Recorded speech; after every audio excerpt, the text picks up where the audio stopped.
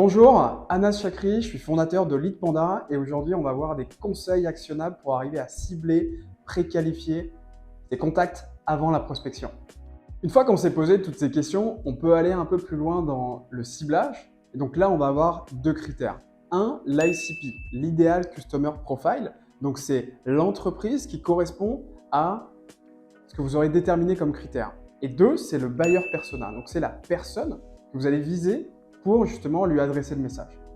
Un, sur l'ICP, vous pouvez vous dire quel est le secteur d'activité que je vise. Est-ce qu'il y a un secteur d'activité? Est-ce qu'il y a un effectif? Ou est-ce qu'il y a un effectif également par business unit? Typiquement, je vise toutes les entreprises qui ont plus de 50 commerciaux. Est-ce qu'il y a un chiffre d'affaires qui est intéressant à aller cibler?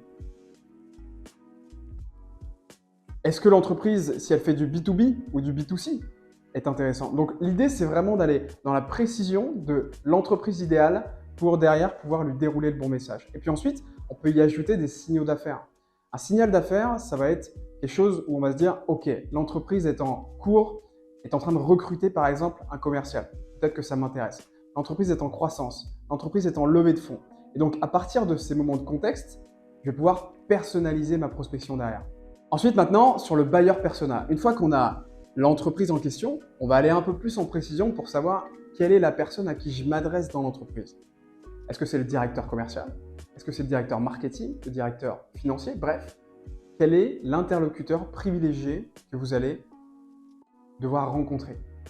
Important aussi d'ajouter un signal d'affaires, typiquement de dire si la personne vient d'arriver dans l'entreprise. La plupart des décideurs aujourd'hui dépensent 70% de leur budget sur les 3 premiers mois. Donc ça peut être intéressant d'aller cibler des directeurs qui viennent d'arriver en poste.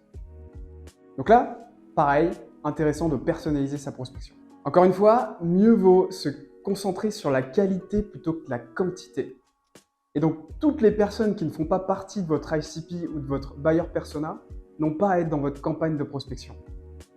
Je sais que c'est difficile, mais la plupart des entrepreneurs ne veulent pas passer à côté d'opportunités, mais c'est quand vous serez beaucoup plus précis que derrière vous personnaliserez la prospection et que vous aurez des résultats.